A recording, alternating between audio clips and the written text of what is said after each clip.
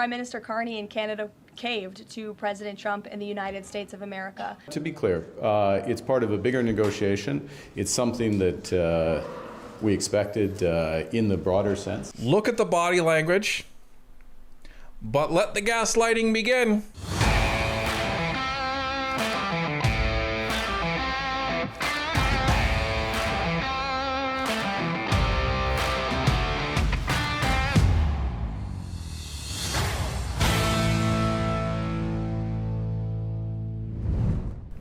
I want to take everybody back to an extreme cringe moment. If you haven't seen this, I don't know whether to say you're welcome or I apologize, but I've said both, so now I'm covered.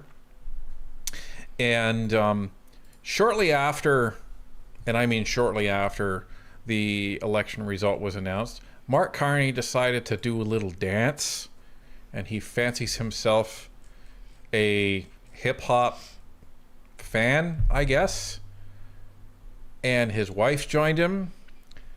And we normally don't show this type of stuff, but because it's symbolic of his whole bluster, the entire campaign and his leadership campaign, I think it's appropriate before we get into the content that follows that.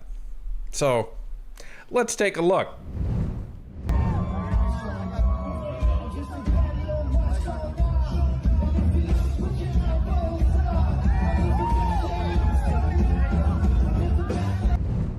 Oh, thank goodness you made it very short. It's very short. Very short. Dies of cringe. Very short. Like, don't play it again. What the hell is going on? I thought you were going to do it again. I was going to tackle you. So, yeah. It was pretty bad. But there's a reason. There's a reason why I'm showing all this crazy, silly stuff. So earlier today, Mr. Carney came out and had a statement. And for those of you that don't know, I'm pretty sure all of you know, but just in case you didn't.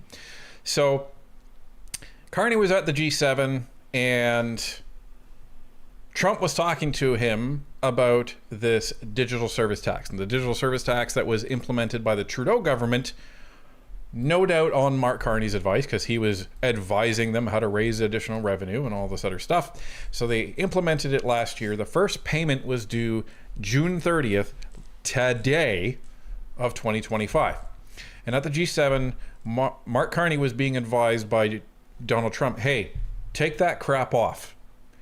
And Francois Philippe Champagne came out and said, we are not going to be taking off the DST tax. It's going to be raising $7 billion in revenue for us lawyers. Okay? So then Trump comes out and says, that's it. No more trade negotiations. You guys are done. Tired of this DST crap. I'm done. So then Mark Carney had a choice, and his choice was keep the DST going or not. Well, faster than you can say elbows down, Mark Carney decided to capitulate and rescind the digital services tax. And then he came out and made a bit of a statement today. And ladies and gentlemen, look at the body language, but let the gaslighting begin. Last night I had a good conversation with President Trump, and we agreed to recommence our negotiations with a view to the 21st of July deadline that we had agreed in. Kananaskis, Minister Champagne and LeBlanc had conversations with their counterparts as well. We've restarted the discussions this morning. Did you get anything in exchange for? We have. To be clear, it's part of a bigger negotiation. It's something that we expected in the broader sense that would be part of a final deal. We're making progress towards a final deal. There's more to be done, to be clear. And as I just said, which answers the translation question, as I just said, is a question of timing in terms of the date for the final negotiations and when the tax was coming into effect. And it doesn't make sense to collect tax from people and then remit them back. So it provides some certainty. And as I just said, negotiations have restarted. We're going to focus on getting the best deal for Canadians. We're making progress. There's more to do, and we'll keep you updated. Okay. So he kind of jogged through that, but there were some significant things that he said in there. So, number one, the question was, did you get anything in return, Mr. Master Negotiator? I think we all know the answer to that. Mr. I'm a businessman. Mr. I'm an outsider. Mr. I know how to deal with Donald Trump. I know how to stand up to Donald Trump. Did you get anything in return? And, and then this is the gaslighting part. He says, well, this is something that we always expected to do, and it was going to be part of a larger discussion. So what he just said, folks. We were always going to use this as a bargaining tool. After Champagne steps forward and says, the DST will go ahead as planned, Mark Carney says, yeah, we were always planning on giving it up. No, you weren't. That was, what, $7 billion worth of revenue? Are you kidding me? When you've already lost $20 billion from tariffs because you got rid of those before the election even happened? So we're up to, what, 27 by my count? Probably more. He's trying to tell everybody that we were going to collect all of this money from all of these tech agencies, and then after we canceled it, we were going to give it all back. Sure. A liberal giving back money. Just saying. This is what he wants people to believe. This is what he wants people to swallow and say, see, I got Trump right where I want him. Well, ladies and gentlemen, nobody believes that. And I mean nobody. Because I stopped the clip early. Listen to what this reporter says and yells at Mark Carney as he's on his way out. The White House says you caved. Is that how it went down? Is that how it went down? Is that how it went down? The White House says you caved. Is that how it went down? Yeah, that's how it went down. The White House says you caved. Is that how it went down? Seems like it. Mr. Carney, where are you going? Seems like it. And this whole, we were going to do it anyways thing is just a cover up. More gaslighting to the Canadian public. And if you don't believe me that this is what the White House says, and I know most of you do. But we like to show our receipts. If you don't believe me, here's the White House press secretary. Maybe you'll believe her.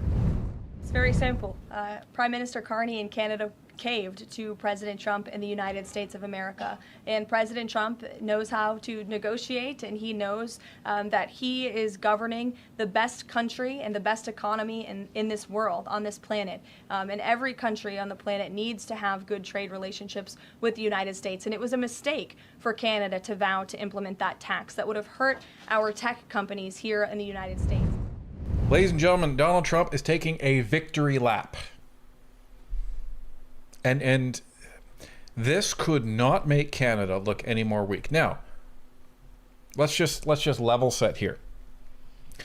We are not saying that the digital services tax was a good idea. No, it was a terrible idea. The point is that this shouldn't have been implemented in the first place, because as soon as they did that, they were antagonizing the U.S. Now, even Joe Biden and the Democrat government that was in power last year, they were ticked off at this as well. So this isn't just a Donald Trump thing. This is a United States thing. So back then, they had the U.S. ambassador under Joe Biden saying, this is stupid. You need to take this off. This is going to be problematic in the future. So this is not a Donald Trump thing. This is a United States thing. And this is something that the U.S. had said to Canada, we're going to work with you to implement. Now, Chrystia Freeland came out and said, well, it's taking too long, so we're just going to move ahead. And again, this is what I was saying to Ryan this morning. The main reason I didn't record the video with him was because I had like just gotten out of the shower, and Ryan was like, "Oh, this happened. We got to go record a video." And I'm like, "Well, I'm going to be another hour at least to get my hair and makeup ready. So, go do it yourself." But the thing I had said was that Carney is treating this like it's a boardroom and that all the other countries are competitors. They're not. You need to form good relationships with our neighboring countries, especially, but also with countries that are like-minded, similar to Canada, so Western nations. You need to form good relationships. You cannot treat them like they're competitors. You cannot be adversarial towards them. And the way that at the G7, Trump had, tried to say, well, why don't we work on something together? Like, hold off and we'll figure it out. And Carney was all like, no, we're going to go ahead with this. It was a boneheaded move, like absolutely stupid. And instead of being able to leverage that and say, well, okay, you know what, fine, we'll put this aside and we can work on it together. But I want to talk about, for example, the example Pierre gave was softwood lumber tariffs. Instead of Carney saying, well, I'll put it aside if you put aside softwood lumber tariffs. Well, and... Well, now he's back at zero, right? He implemented this tax thinking he's going in headstrong. And Trump is like, fine, we're just not going to talk tariffs anymore. See you later. You're gone. And that's the problem. And that's the chip to get back at the table. Right. And, CTV also tried to kind of gaslight this, but also acknowledged that error. Let's take a look at that. Canadian Centre for Policy Alternatives. Good afternoon, and thank you for your time, Stuart. Your perspective on how all of this has played out, with the Prime Minister confirming that in the larger scheme of things, we were already expecting something like that to come. That's what he said in Ottawa about 25 minutes ago. Yeah, that was quite interesting, I thought, just coming out and explaining exactly what the strategy was. They were planning on getting rid of this tax altogether all along. I think it's something trade watchers have been thinking about for a while and seeing for a while. We just expected that capitulation would come down in the context of a renegotiation or review of the Canada-US-Mexico agreement. But here we have it, simply to get us back to the table, right? To get us back to what I would call the poker table. And that's a big amount of money to throw on the table, $7 billion, just to get Trump back there. When we know that these negotiations are not going well, from what we can see. It's not even entirely clear that we're going to get a deal where there's no more tariffs, right? This is something that's being floated by the government in conversations with the business sector in Canada. And so it does seem like an extremely high price to pay just to get back to this table without any certainty that a deal is coming or that it's going to be a particularly appetizing deal for Canada. Mark Carney, when he's standing next to Donald Trump, looks like that annoying little brother that wants to be like the big brother. Notice when Donald Trump, put his hand up like this, Mark Carney was like, he was literally trying to copy Trump, and then he looked over. I'm like, see, I'm cool, aren't I, boss? Carney's just like such an embarrassment.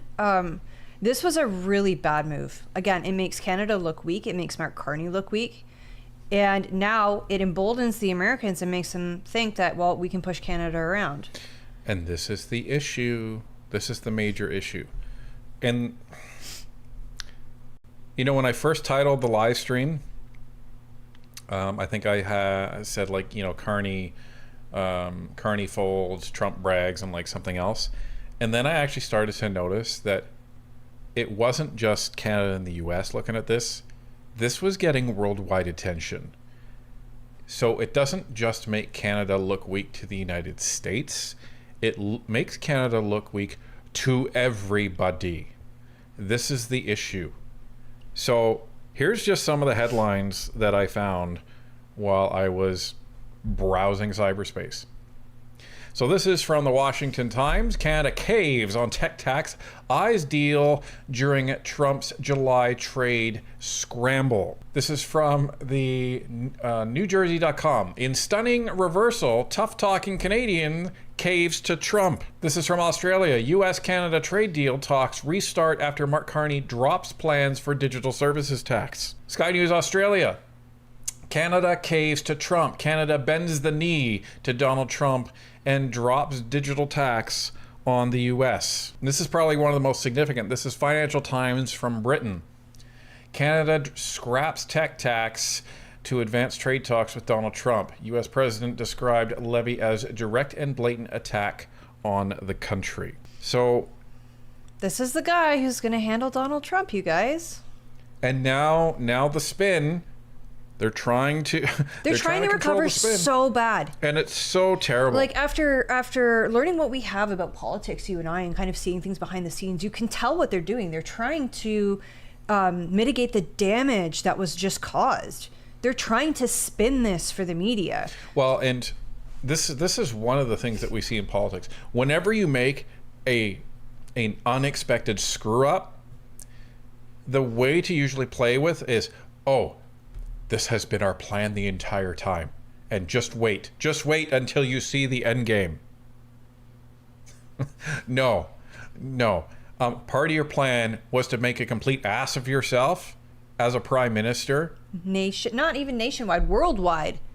And this would look, just think about this, folks. This would appear very different if Justin Trudeau was the prime minister. Why? Because he's not a business guy. Yeah. And he is a goofball. He's a drama teacher. So this wouldn't have been that big of a deal, in my humble opinion, in worldwide news. It would have been an eye roll, like, oh, Justin Trudeau's doing something stupid again. Yeah, and everyone would just like move along. But this is not the same. This is Mr. Business, Mr. Economic Genius, as Tom Mulcair would have everybody believe, and CBC would have everybody believe.